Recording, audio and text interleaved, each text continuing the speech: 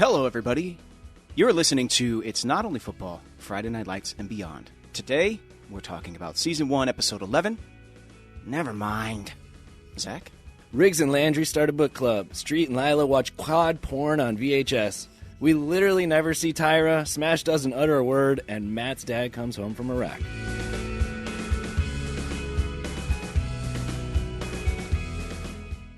Thank you so much, Zach, for that wonderful intro. I'm a little bit worried that that you think Jason's entire storyline this episode is about one thing and one thing only. I think I know what your It's Not Only Football is going to be today. Let's see if I'm right or not. Hello, everybody. We are so excited to break down this episode. Once again, the episode's name is Nevermind, and this episode was written by the inimitable. That sounded cool. Yeah. Liz Heldens.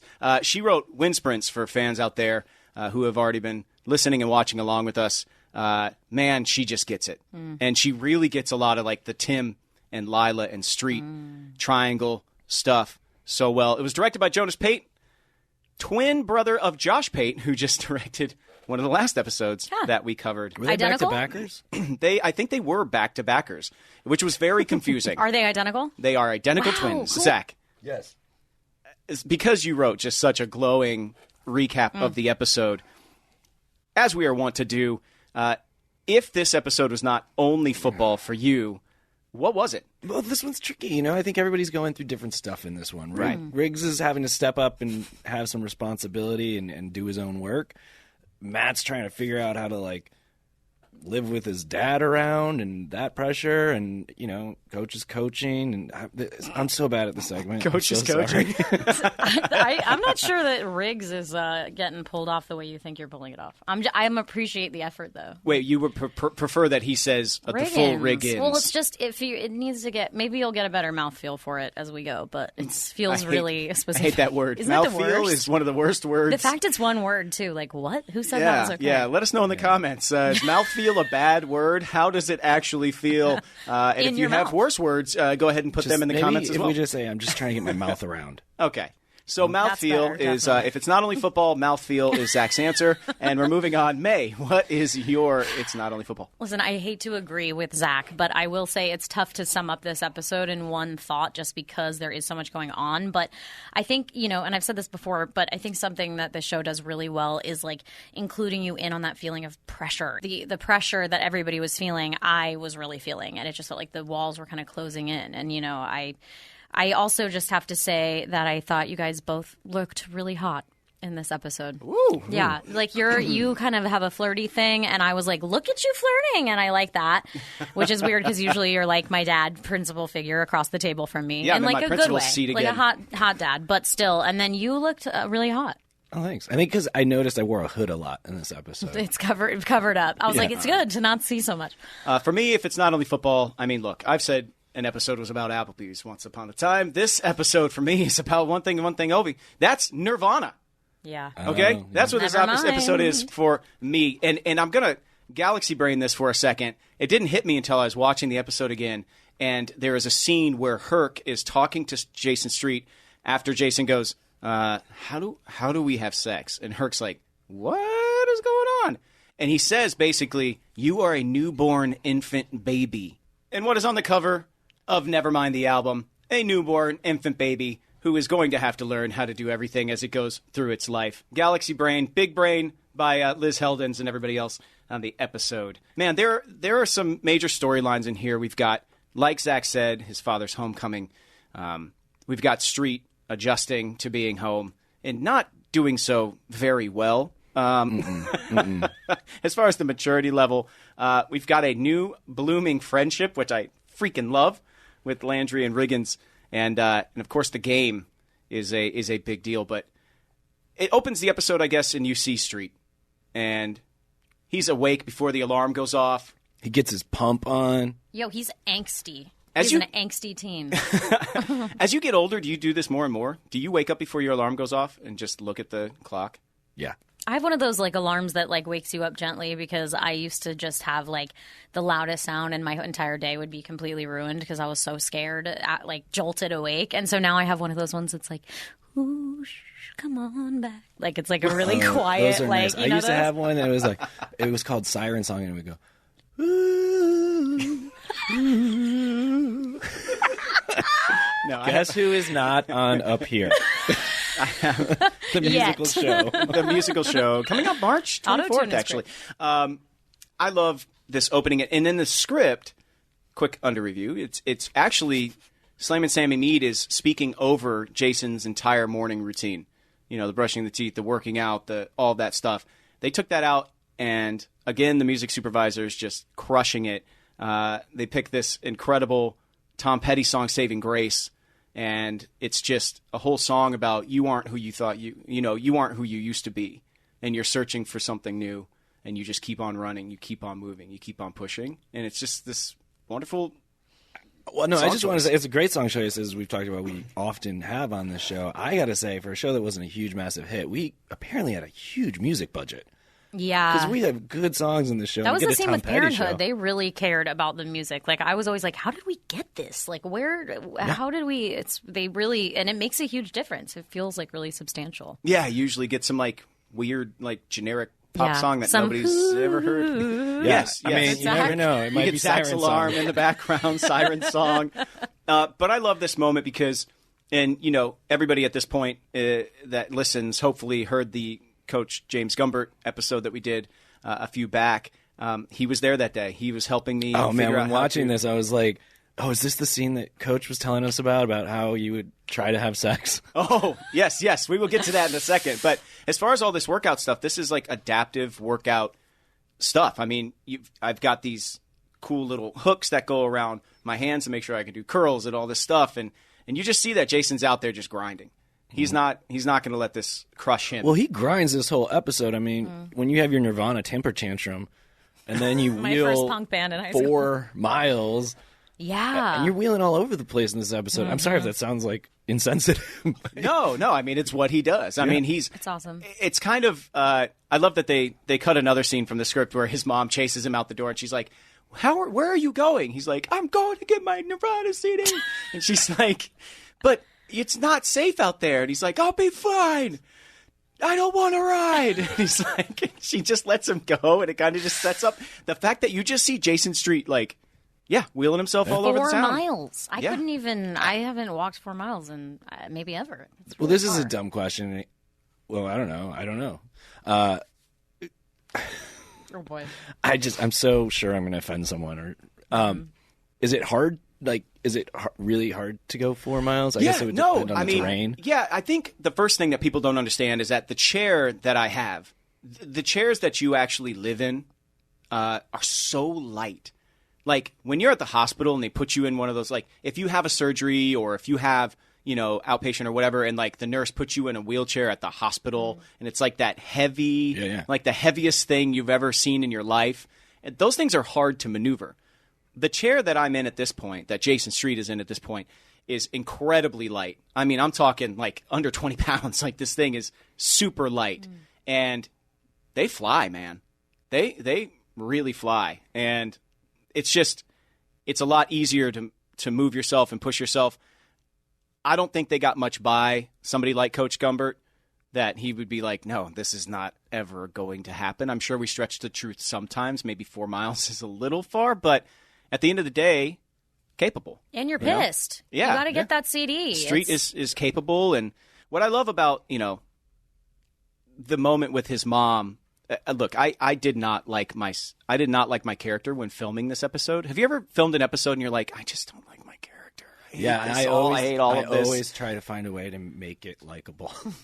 I'm like a jerk, and how do I make me?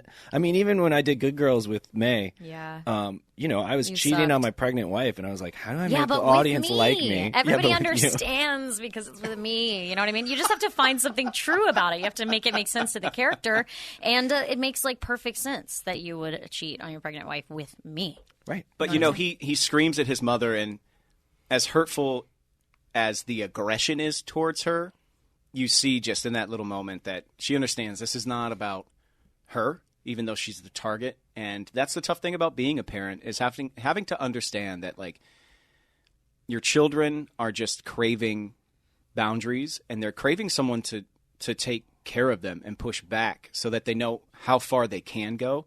And I think Jason in that moment hits his limit and understands there's an unspoken moment between the two of them where he's like, I'm sorry. And she's like, I know. It's okay. Oh, dude, Mom. And then always he takes off. Get the shaft. Yeah. Even this morning, I'm so sorry. Little story from my life. We love this. I was in the other room and I could hear it. And my wife was singing to our son, The Wheels on the Bus, and he's singing it. He's like 2.5. And then she gets to the part where she goes, the mommies on the bus say, I love you. I love you. He goes, no, daddy say I love you. Ooh. And she goes, mommy say I love you. No, daddy say I love you. And we just rip on our moms, and they just take it and love us. And shout out to my mom, shout out to my wife, and any other mom out there. My mom.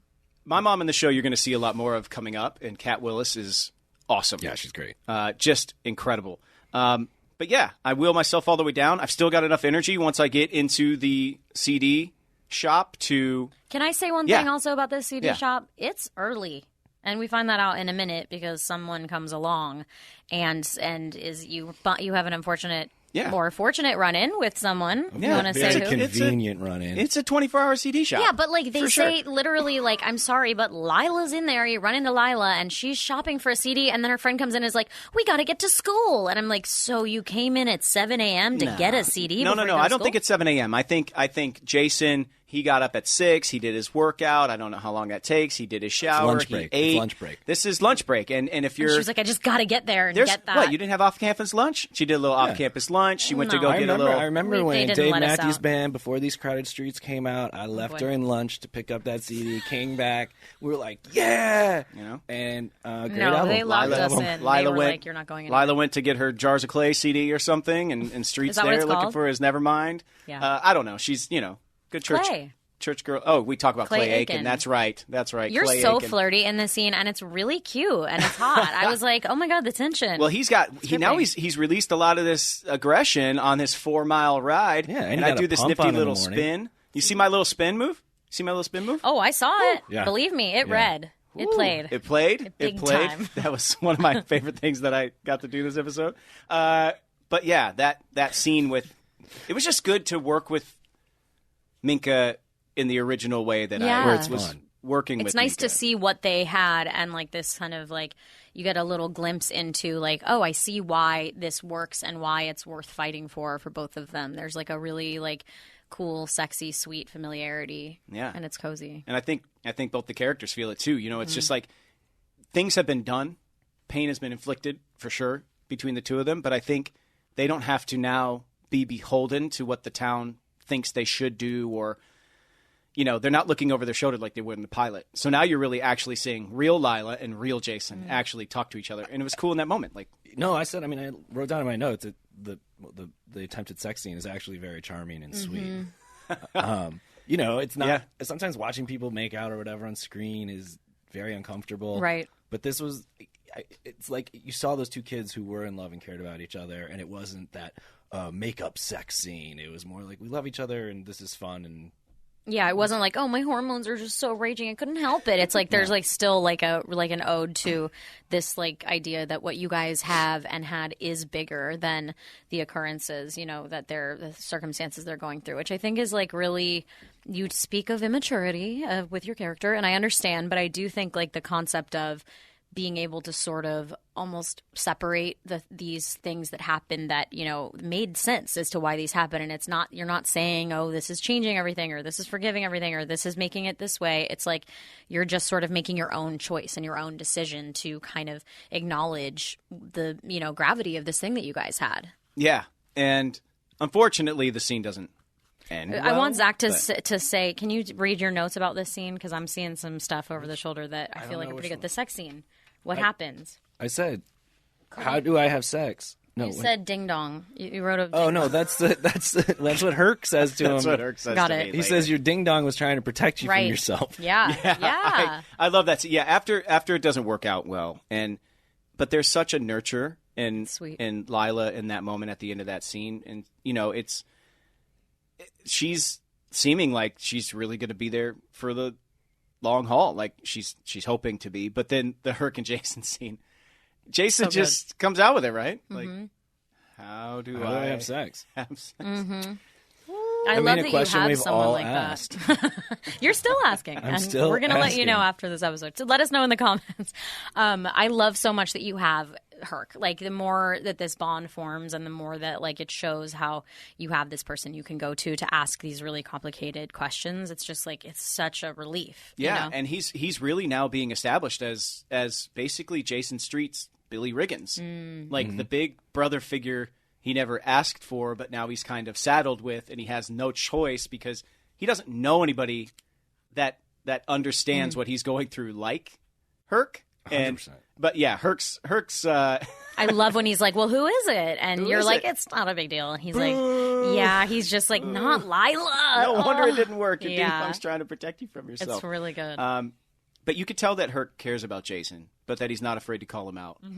And he tells him, look, you're learning everything again. And then you see this soft side of Herc all of a sudden for a second, which is like basically saying, like, you got to find out what works for you. And it's not all about, you got to let that go. It's not all about sex. It's about more than that. And there's that really cool side of Herc that he sprinkles in. In talking to Rankin, he said, I want to create characters that I want to watch that are interesting to me. And that moment was something that I heard him say that as I'm watching Herc. Well, it's like the Herc version of the moment I had with Kevin in real life that I talked about when we talked to him. Yeah. When he told me about true love. Yeah, about true love. About true love.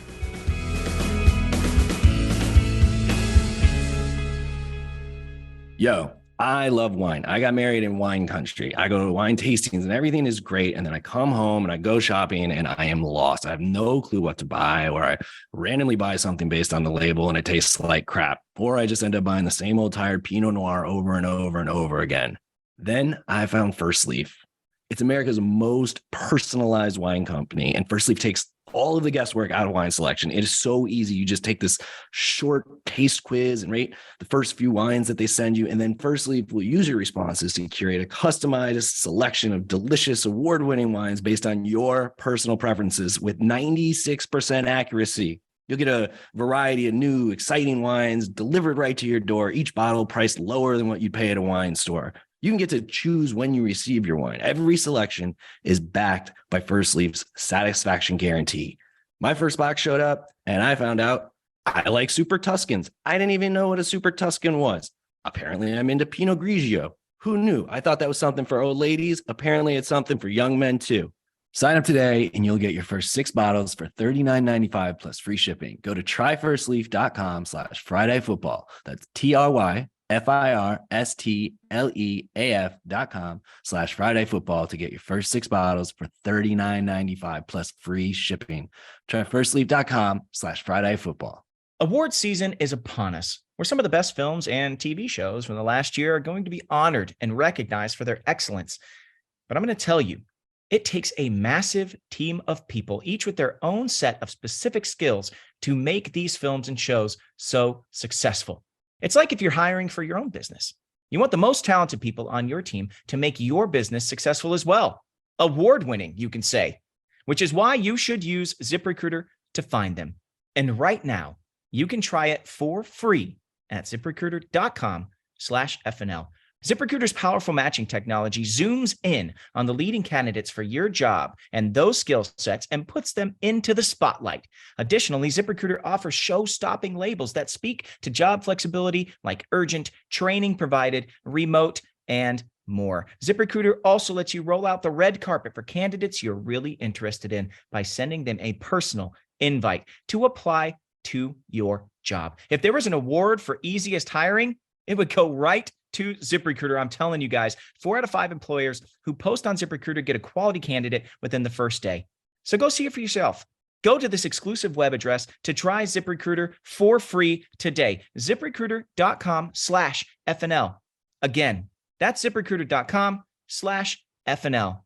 ZipRecruiter, the smartest way to hire.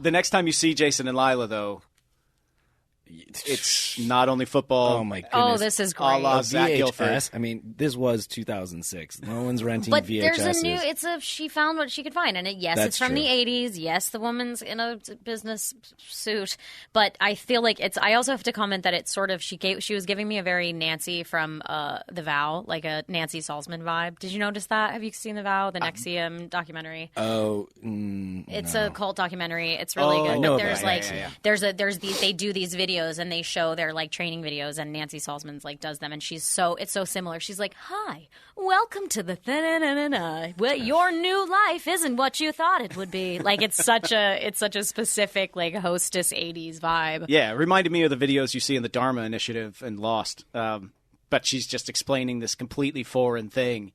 And you saw Jason's eyes sparkle of like, oh, what did you bring? Yeah. And this Couldn't be not, less sexy. Oh, it's so uncomfortable. Like how rating 1 to 10, how uncomfortable would you be sitting in that bed watching that?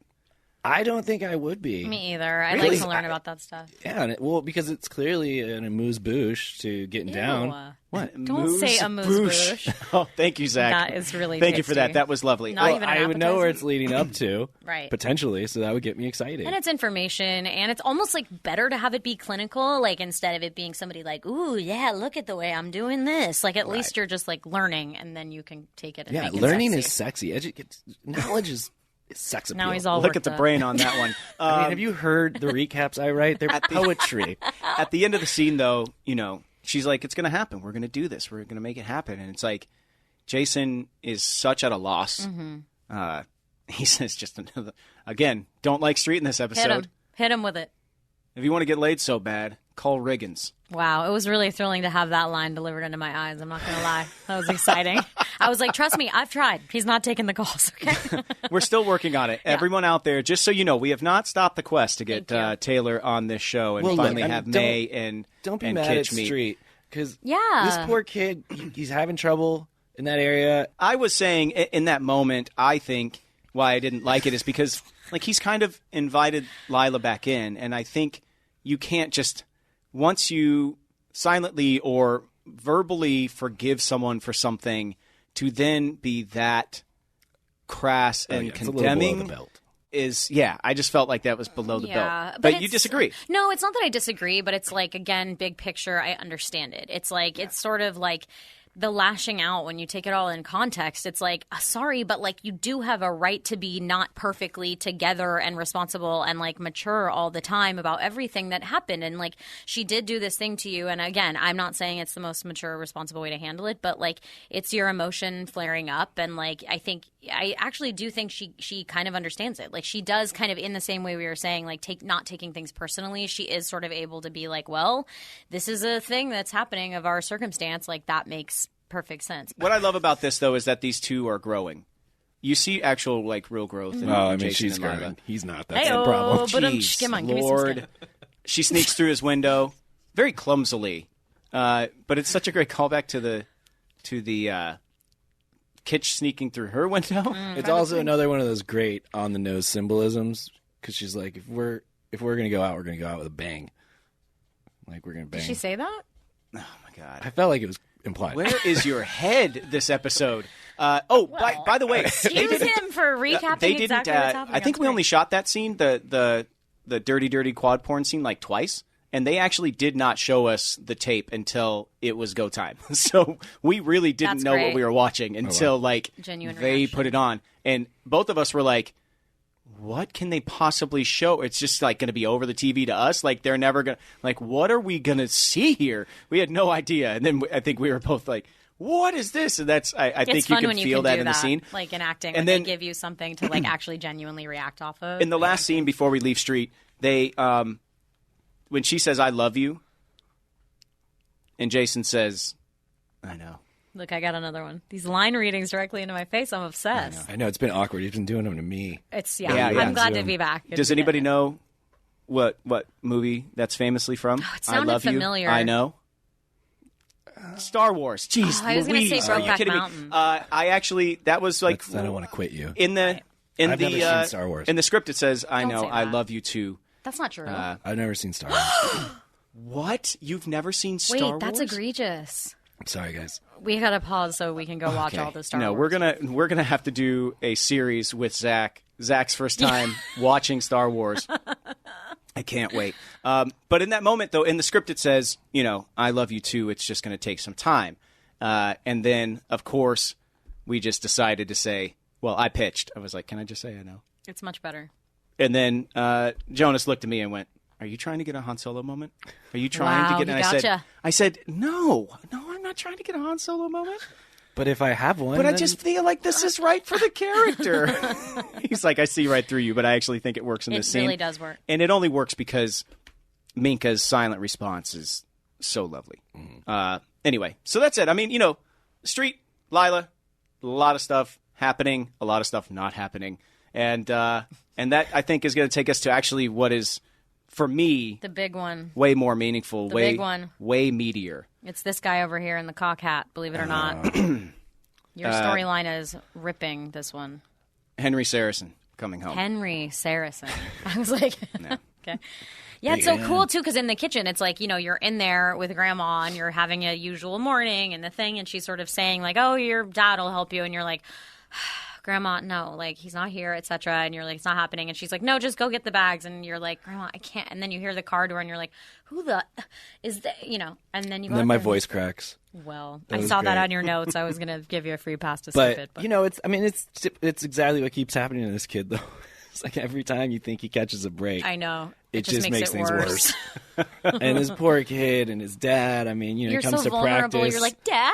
Yeah. And he's like, I didn't know he had it in him. Oh, My notes that were, is- thanks for the confidence, Dad. That is brutal. It's even more heartbreaking because, like, you have this little puppy look You're on your so face, and you're out there, and excited. you're making every throw, and you're turning around, and your eyes are big, And you're like, just, "Come meet the smiling coach, at your Dad. Come meet dad. the coach." I'm like, Like, Dad, wait, come meet the coach. Come meet the coach. I was pumped. know? I was pumped. I thought my dad was going to be proud of me, but And in that That's the moment, classic bit. Coach looked like he recognizes Oh, of course he does. that really hurt Coach you. picks up on everything. You can't get some shit by Coach. He was well aware of that energy in that moment, even though it's so passive aggressive and it's so revealing and small, and it could be played off as like it's a compliment, but Yeah. like it really cuts deep. And Coach, it- being it's aware one of of the it things that is- humanizes my dad, though, and you get there, is in the dinner scene where we're talking about the war and all that. He's a soldier. Totally. And that's who he is. That's his identity. And I feel like so many of these soldiers who go over there to protect us, and they need to have that mindset of, this is the most important thing. It's more, I need to sacrifice, for the greater good. Yeah. Yeah. And I think it's the only way, and to understand that, I think that's why it's so smart that they kind of put that in there and made it really clear. Otherwise, it is just like, this dad's a dick. Yeah. I mean, when he says, I didn't know he had him in it, you can just see your little QB1 soul just crumble inside a little bit. And then what I love is, like, almost immediately after is you and Landry and God. Julie trying to figure out why Dad's acting like I this. love this Why little is- group, by the way. Like why is having Dad acting Julie like this? like added to this little hang. It adds also dimension to Julie. I think that like she gravitates towards you freaks. Like you guys are such the like weirdos in school, and Yeah. like I think it's like really cool that she's like now part of your little weirdo group. But did you meet the actor who played your dad? Well, we had done the video Skype. thing. Right. But you did that over video conference, so I didn't know if you had actually like really met him, like kind of in person, or did you know him at all, or No, I were didn't you know kind of him like was that helpful that you were like in real life such strangers? I don't know. I always say, this is just me. But, we've all had to do chemistry reads before. And you go in, it's like part of an audition process where they have a few people left. I'm explaining to the audience, not you two. I'm I don't want you learning. to think I'm I'm like, asking. wait, which one's I'm that loving again? it. I'm loving it. And so are they. Anyway, half you asleep. go in and they kind of have you read across a couple other people, like Mm-hmm. usually your romantic opposite. And I'm always like, what do I need to go do a chemistry read for? know. Like, I'm an actor. I I can know have it's kind of chemistry with perverse anyone. almost. It's sort of like them being like, "Is there any like actual natural thing that lightning? we can have use for this thing?" And it's like, "No, dude, I'm an actor. I can make it work." Yeah. Although they are sort of like helpful. No, they can totally be helpful. what I I mean, they're a good thing. I just hate that it's called a chemistry No, read. it's freaky. It's a little abusive. So all that being said, I don't know, knowing him, not knowing him, I feel like on these sets you get to know people pretty quick. So if I hadn't met him, I'm never the guy who's like, let's go out to dinner and really get to know each other before we have to act together.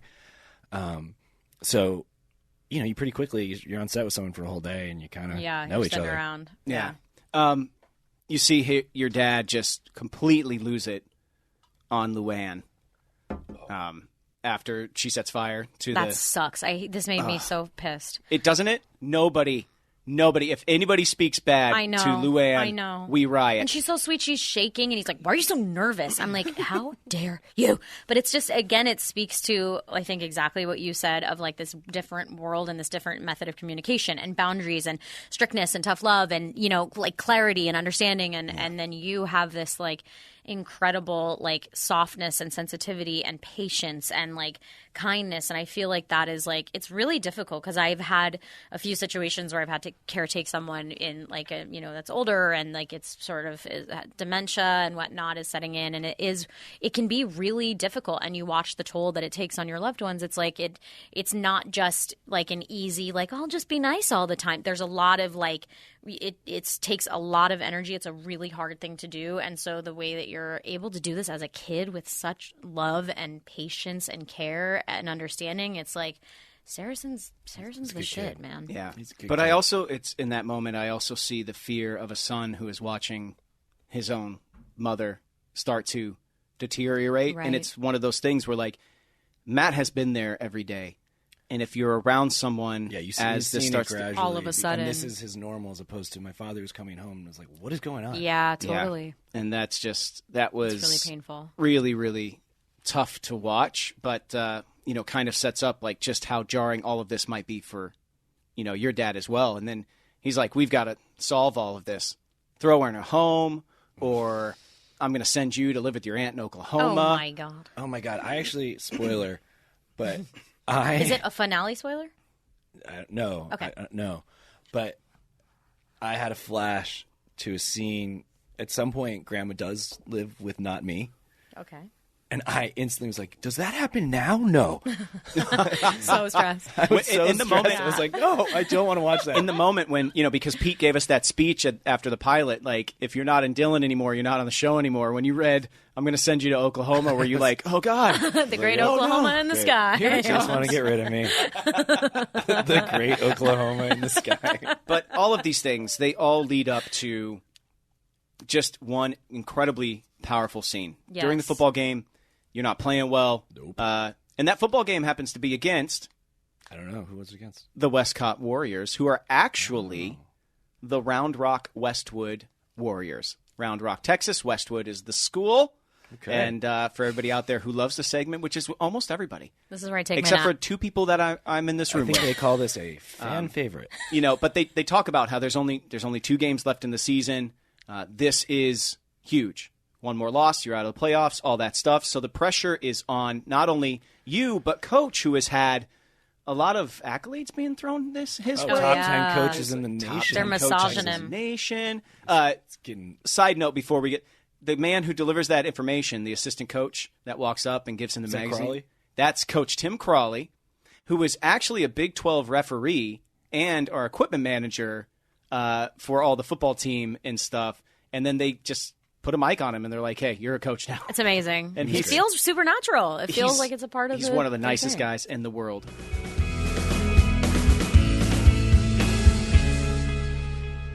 Yo, if y'all watch this podcast or listen to it, you know that I drink a lot of water. But the problem is, I feel like it just makes me pee a lot because sometimes after a hard workout or a long day, I still feel kind of dehydrated and worn down. But then I found Liquid IV, and this is the hydration brand that fuels my well-being, and it can fuel your well-being. Their hydration multiplier is the one product you're missing in your daily routine. Just one stick, you get 5 essential vitamins. 5 essential vitamins: B3, B5, B6, B12, vitamin C.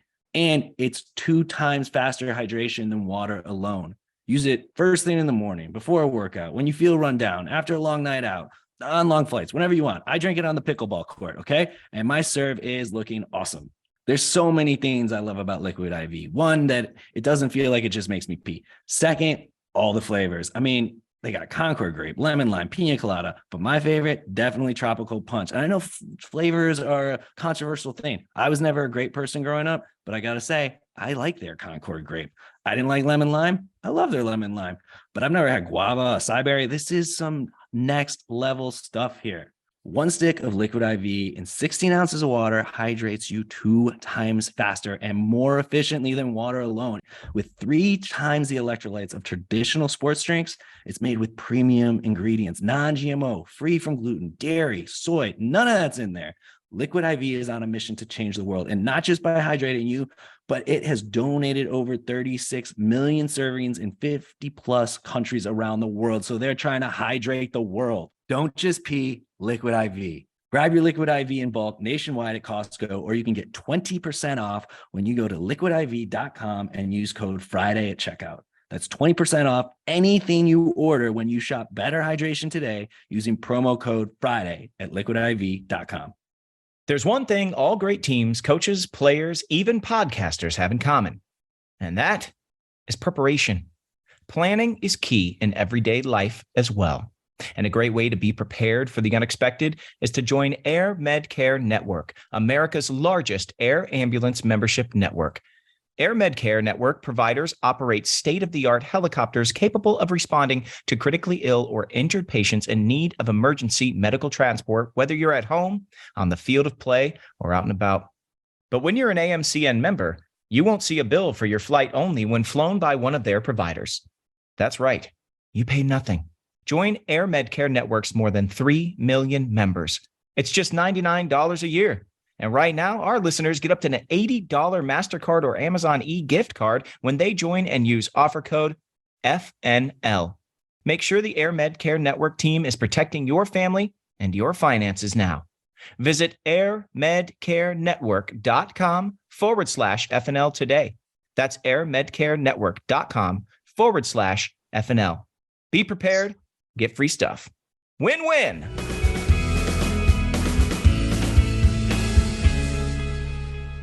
In the fourth quarter, you got a shot to win this thing. Deep ball to smash. And it's a little too deep. A little too deep. Okay. Yeah, okay. Heard that Saracen before. went too deep. What? Zach is on one today, man. I didn't even mean it that way. You guys just You took it that way. overthrow smash. And Coach does the unthinkable. It's so.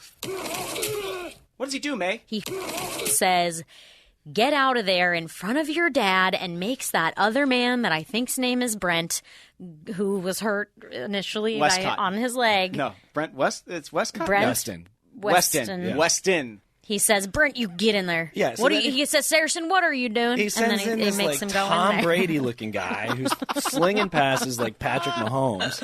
I need more Coach from May. There's a lot. Don't worry, I've been practicing. Okay, good.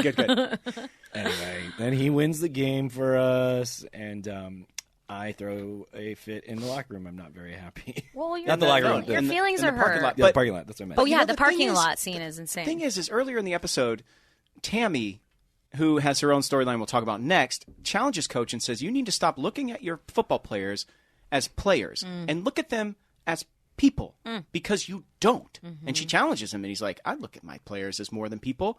But let's go back to the beginning when he definitely clocks your dad being a total dick to you. Oh, I didn't know he had him in here. And like not believing in you. And then he does the same thing and shows you he doesn't believe in you in that moment and then sits you. Ah, my God. It's I mean, I insane. guess you have to choose the greater good in that moment for him is like the playoff hopes of the team and all this stuff, and it this works one out. little man. But they cut out this scene, and I love that they cut it out because it still leaves Coach kind of holding the bag of him talking to the press after the game and saying, Saracen is still my quarterback. He is the No. leader of this team. No It's in the resolve script. for you, Coach. They don't give it to him. They make him sit That's tasty. in his I silence like and that. watch this blow up in the parking lot. And in the script, it's 4 lines back and forth, and Wow. that's it. You and Henry, the performance there is just so heartbreaking. But you've had enough. And in the script, which you don't say, it says, I made you up. I made... Well, that's a good line. Yeah, You say that or he says that. It goes either way. They scripted it. Saracen You say that? looks at his dad and Ouch. says, I made you up. Wow. I created in my mind this idea that this man was going to come home from Iraq and finally take the weight of the world off my shoulders. He was going to help me with my grandmother. He was going to take care of the house, and he was going to allow me to be a kid. You had it memorized? And none of it's true. That was really good. Yeah, read it. I don't know where it is in the script, so just Doesn't trust matter, me. you memorize it. Take my words for. But I have to say also, Kadams is a hell of a. He really loves a good, bad, absentee dad fight in a parking lot. I had one on my show with John Corbett where it was like let him have it in basically the exact same way, and we completely improvised the entire thing, and it's just like where it's like my character just lets it out in a parking lot with him, and you see her as a kid, and she's always been sort of like put in this like more mature position, not having a dad, et cetera, and she just like rips it. So well, I'm like all of these big fan kids of that. have breaking points. Yeah, they can in only do parking it so long. lots. I mean, we've seen it with Street, we've seen it now with Saracen. Lyla, her version of it, and then eventually I go home with Coach, and I'm having that talk, and I'm not just pouting, but I'm pouting. I say I hate my dad, and I just love like the way he ends it is, don't make that mistake. Think about what you said, and then come inside, because it's like if you really think about what you just said. You're gonna have a different realization about this situation, and giving you the power of understanding that, as opposed to being like, I'm telling you what to say and you need to believe it because I'm the boss or whatever, or like, trust me, you don't mean that, It's like validating, like, you know better. And that's almost his moment of redemption, of being like, I do believe in you. I know you have the power to make these difficult decisions, and I know that like you have to understand that yourself, because I feel like especially when you're a teenager listening to Nirvana, no offense, and you're rebellious and angsty and whatnot, like any kind of like outside like opposition to that almost fuels it, because it's like proving you right. You're like, no, I don't, but if you make someone understand like it for themselves and guide them along the path of helping them understand it for themselves, it's like it actually takes, and it like means something. But sometimes you have to say those words to understand the fault in the words. Right. But the words that you said in the parking lot, it's not on the page. So do you remember shooting that scene, losing it like that? No, I actually wrote in my notes, I think I blacked this out. Wow. I think I can tell. I think in the moment, like, I have never seen Saracen that emotionally raw. Like, geez. He doesn't get to do it much. You never get to like express your emotions, and then it all comes flying out, and it's like. But I love how it all culminates, And you said in the script, there's the whole talk at the end of it when I go home and see my dad. But really, all you need is a moment of me coming in and witnessing him actually taking care of my grandma, his mother. Yeah. And things start to click. I've had my moment of thinking, thanks to Coach, and it's. I'm realizing the man who is a soldier and who's also my dad, and the pressure on his shoulders. And it's not like, yay, we hug, but I'm in a different place. There's an understanding, a little movement forward. We're going to work on this. Yeah. It's much like Lyla and Street. Correct. Yeah. We know that we love each other, but this is going to take work.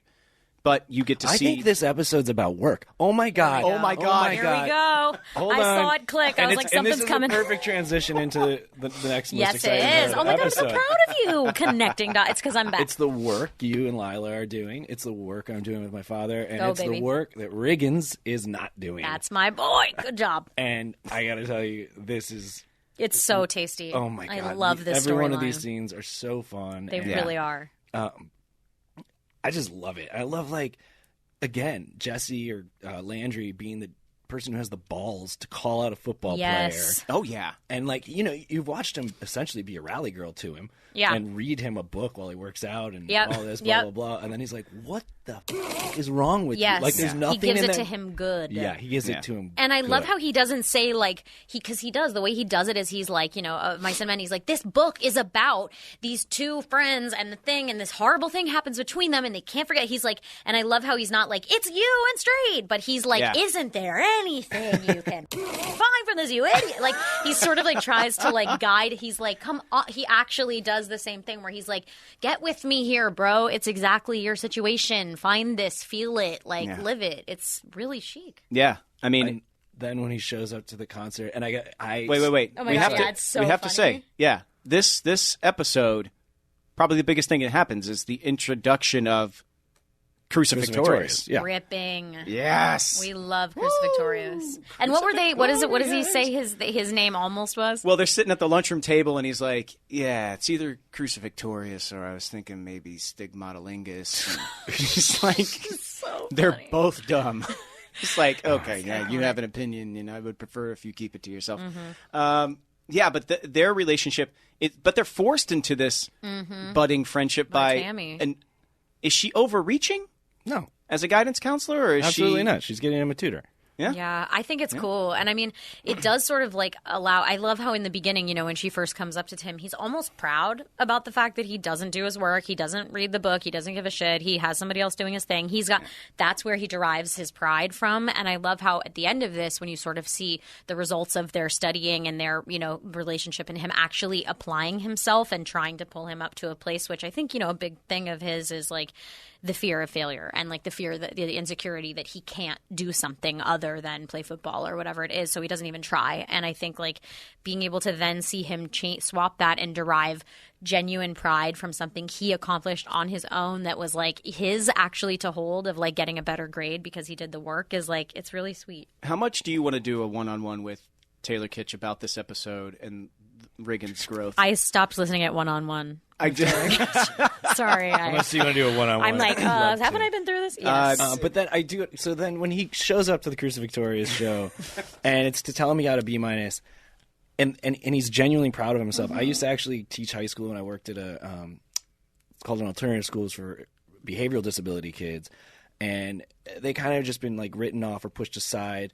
And these high school kids I was doing basic math with, and when you put in the time and the work, I'd have kids run up to me in the hall and be like, "Mr. Zach, I got a C+ on my thing, or a C-," and it's just, they're so proud of themselves, and it's because they actually worked and they put in effort and they didn't fail, they succeeded, and that's what makes them proud. And it's so cool to see that light in Riggins. Yeah. My mother-in-law was the exact same. She was a teacher in a behavioral issues class, but Riggins is not in that category. He's just someone who is, I mean, raising himself, basically. Doesn't think much of himself. And he's been pushed into himself. your only value is what you contribute to this team. That's his thing, like whatever. But it also shows us like the benchmark for success doesn't have to be something that's told to you. Right. It can be something that you find within yourself, and it's really cool. And Landry's feeling that too. You know, his band's up. Is that Jesse's real voice? Did you know? So. I think so. Is it really? Is that Jesse shredding?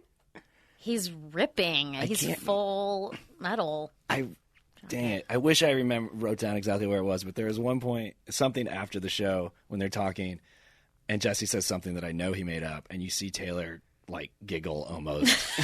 And I just knew it was one of those where watching it and knowing them, I knew it wasn't Taylor acting. I knew it was, they caught on camera Taylor genuinely like smiling, cracking because of Landry. Yeah, I look, I 100% believe that to be true. I love when he says, you know, "I'm sorry I got here at the end of your show," and he's like, "No, don't worry about it. No, no, we got one more set, and we'll put you right up in front." He's like, "But you got to dance, man. You can't just stand still." Yeah, I think, and I think that is, it was 3 major storylines, and there's a 4th in the script that is not in this episode at all, and it is Waverly and Smash.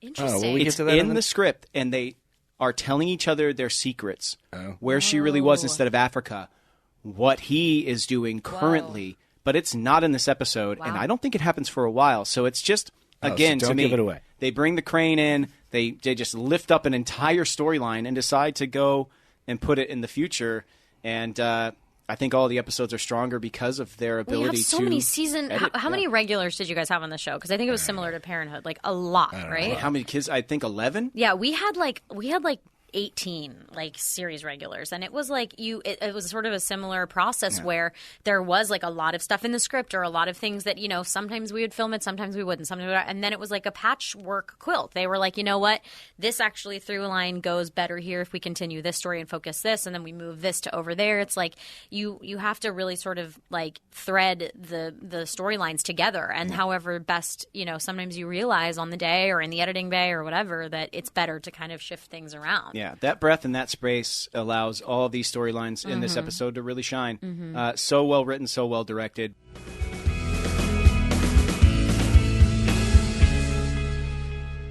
It's Not Only Football. Friday Night Lights and Beyond is brought to you by Progressive Insurance. Most of you listening right now are probably multitasking. Yeah. While you're listening to us talk, you're probably also driving, cleaning, exercising, maybe even grocery shopping. But if you're not in some kind of moving vehicle, there's something else you can be doing right now. Getting an auto quote from Progressive Insurance. It's easy, and you can save money by doing it right now from your phone. Drivers who save by switching to Progressive save nearly $700 on average, and auto customers qualify for an average of 7 discounts. Discounts for having multiple vehicles on your policy, being a homeowner, and more. So just like your favorite podcast, us, Progressive will be with you 24/7, 365 days a year, so you are protected no matter what. Multitask right now. Quote your car insurance at Progressive.com to join the over 29 million drivers who trust Progressive. Progressive Casualty Insurance Company and affiliates. National average 12-month savings of $698 by customers surveyed who saved with Progressive between June 2021 and May 2022. Potential savings will vary. Discounts not available in all states and situations.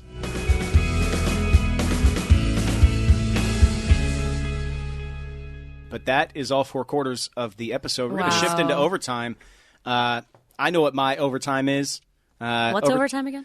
Overtime's where we pick like one scene we didn't talk about, maybe your favorite line of the episode. Right. It's quick in and out, but my all-time favorite. It's quick in and out. Oh my god! You put yourself on that. That was really obvious. Yeah, phrasing. I think my all-time favorite Tammy line happens in the scene where she approaches Riggins at his locker, and she's like, "Did you write this?" And he's like, "Oh yeah, yep." And she's like, "Okay, yeah. What's the Scarlet letter about?" And he's like, "Oh, it's about a gal named Scarlet." I think we both know. And he's like, "But basically, if I don't pass, I don't play. We have 2 games left."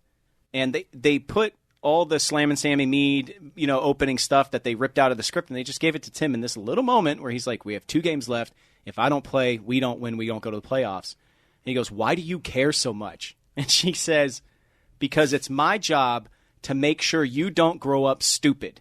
It's bad for the world." Such an amazing line. It really is. It's iconic. Oh, I love that line. It's my job to make sure you don't grow up stupid. It's bad for the world. So good. Connie Britton, ladies and gentlemen. That's my overtime point. Okay, my overtime also has to do with Tammy, but it's just the scene between Coach and Tammy with the taking the trash out. And like, oh my god, that was going to be mine. Sorry, brother. I jumped in. I was like, I can't lose this. But like, you can add on to mine because I need help. But like, I'll flag play it. Yeah, no. Not in a bad way. Support Just me. go ahead. Okay. I'd love to hear your thoughts. So basically, I just love how their natural dynamic. You get to see this like thing of like them both sort of being like, "I'll do it," "Nope, I'll do it," and then him being like, "Well, I'll help," and she's like, "Not," and you get the credit. I don't think so. Like, it's just so. And then they sort of talk about the actual issue, which is this whole him being like, "Did you like single-handedly try to like make it your mission to like save Tim Riggins, basically?" And she's like, "Well, yes, I did. Thank you. It's my job." And I just love.